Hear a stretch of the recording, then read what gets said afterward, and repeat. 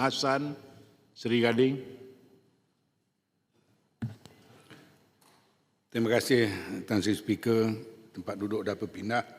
Soalan nombor 6. Silakan.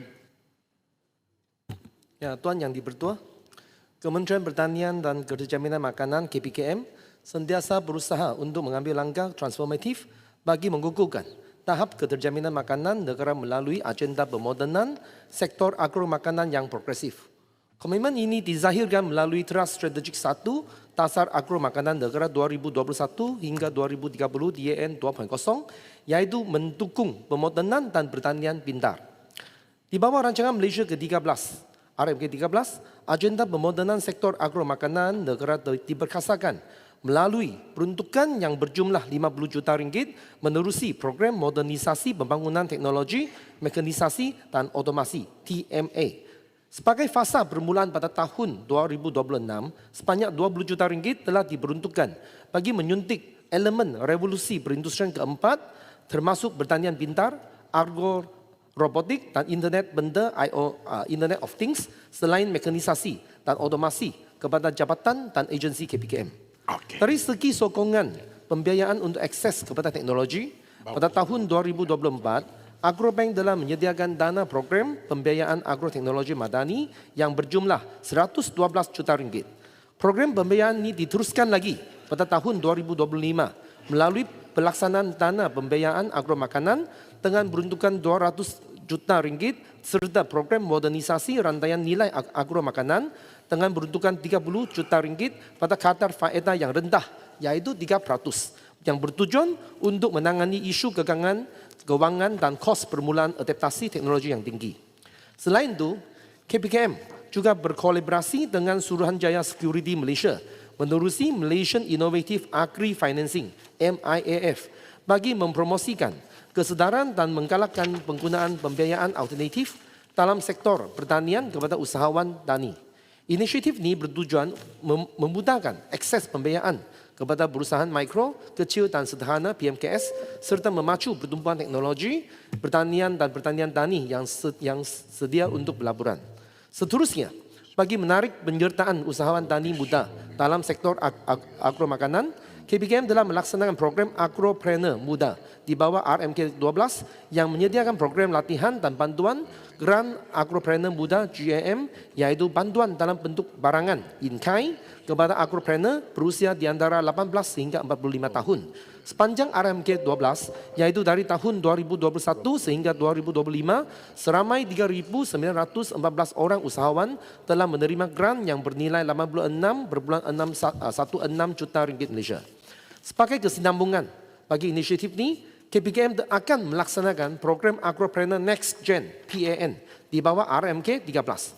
Program ini menyediakan sokongan teknologi secara bersasar, menerusi bantuan barangan secara in-kind melalui Grant Agropreneur Next Gen GAN dengan peruntukan keseluruhan di bawah RMK 13 sebanyak 100 juta ringgit. Dan dari segi aspek pemasaran, revolusi pemasaran digital yang dirancangkan oleh Lembaga Pemasaran Pertanian Persekutuan FAMA melalui platform Agro Bazar Online ABO, sehingga Disember 2025, seramai 15.982 usahawan telah berdaftar dengan nilai transaksi sebanyak 18,5 juta ringgit. Strategi ini diberkukuhkan dengan integrasi bersama dengan TikTok Shop, Shopee serta rangkaian 283 buah outlet K-Shopee.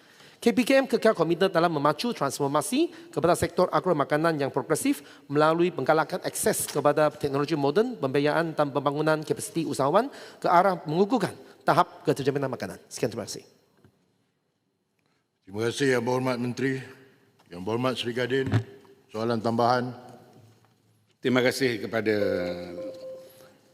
Timbalan Menteri yang telah memberikan jawapan yang sangat baik dengan bantuan yang banyak, ratusan juta kepada GEN dan juga program-program di bawah RMK 12 dan 13. Soalan tambahan saya, daripada teknologi yang diperkenalkan seperti IoT, pertanian, drone, otomasi, pengairan atau aplikasi digital, berapa yang masih digunakan selepas 6 ataupun 12 bulan daripada tempoh yang telah diberikan?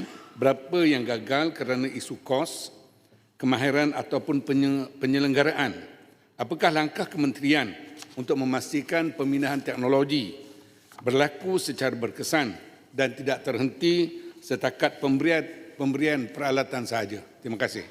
Silakan Yang Berhormat Menteri. Ya, terima kasih kepada Sri Gatin. Untuk jawab soalan ini ada dua komponen. Yang komponen pertama adalah merujuk kepada program modernisasi pembangunan teknologi mekanisasi dan otomasi. Untuk RMK 13 kita ada 50 juta. Tapi kalau kita lihat rekod sejarah itu, dari RMK 11 ke 12, program yang seumpama yang sama ini sebanyak 150 juta telah diperuntukkan untuk memperkasakan kapasiti mekanisasi dan otomasi di jabatan dan agensi KPKM.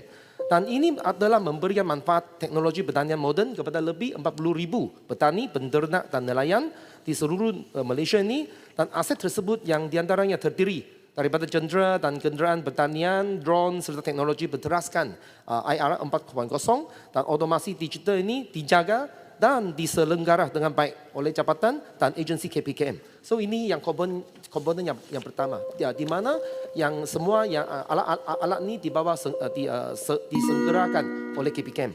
Untuk dana program pembiayaan agroteknologi madani 112 juta ringgit untuk tahun 2024, sama dana pembiayaan agro makanan dengan peruntukan 200 juta ringgit dan juga program modernisasi rantaian nilai agro makanan dengan peruntukan 30 juta ringgit. Kerana ini dia disalurkan melalui Agrobank dengan kadar faedah 3%. So sesiapa petani selepas dia guna dan mampu bayar balik, itulah memang berjaya sudah permintaan teknologi itu. So sekian, terima kasih. Silakan Yang Berhormat Padang Terap. Terima kasih Tuan Yang di-Pertua, Yang Berhormat Timbalan Menteri. Saya nak menyentuh tentang